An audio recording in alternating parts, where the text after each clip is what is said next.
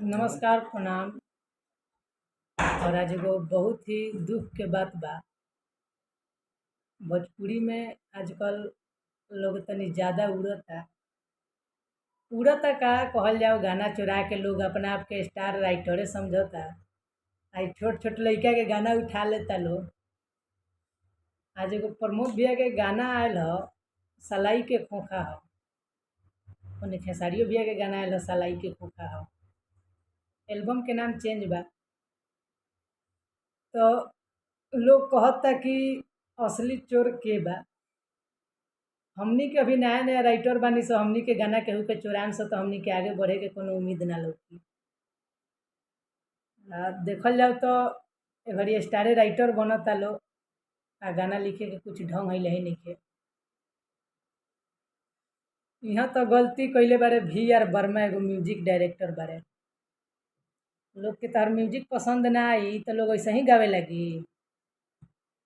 भैया भेजले रहे, प्रमोद भैया भेजले रहन म्यूजिक करे खातिर VR वर्मा लगे। शायद म्यूजिक पसंद ना आयल होखी।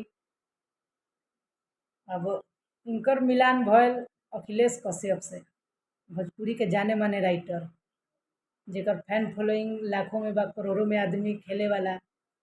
हमनी के छोट मोट राइटर के गाना उठा लेत हवन लोग। आ सेम चीज़े उठल बा, सेम चीज। भतार तो साल यार तो सलाई समोसा के चोखा रहे, भतार तो सलाई के खोखा बा। ई गाना हम जनवरी लास्ट तक ले देले रही प्रमोद भैया के। फिर 2-4 महीना हो गए तो कहनी कि भैया ये गाना रिकॉर्ड करी। रिकॉर्डिंग भयल। VR वर्मा लगे गयल म्यूजिक करेला। ना पसंद आयल म्यूजिक, ना लेवल गयल। आर्या शर्मा जी म्यूजिक कैले एकर। और इनकर मिलान भयल अखिलेश कश्यप से, गाना उठवा दिले। आज स्टार बनता लो अपना आप के। आ कहता लो 5 महीना 6 महीना, आ यहाँ कोई महीना से गाना दे के आदमी बैठल बा। रउआ लोग के लागत हो के बताई कि हमनी के गाना उठावे लायक बानी सो, केहू के गाना चुरा ली सो कैसे।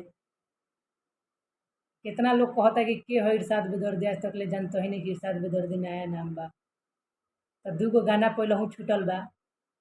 आरा के लइकन से काहे ला जालू, हम डाइन हई तू ओझा हऊ, ऐसन करके गाना बा।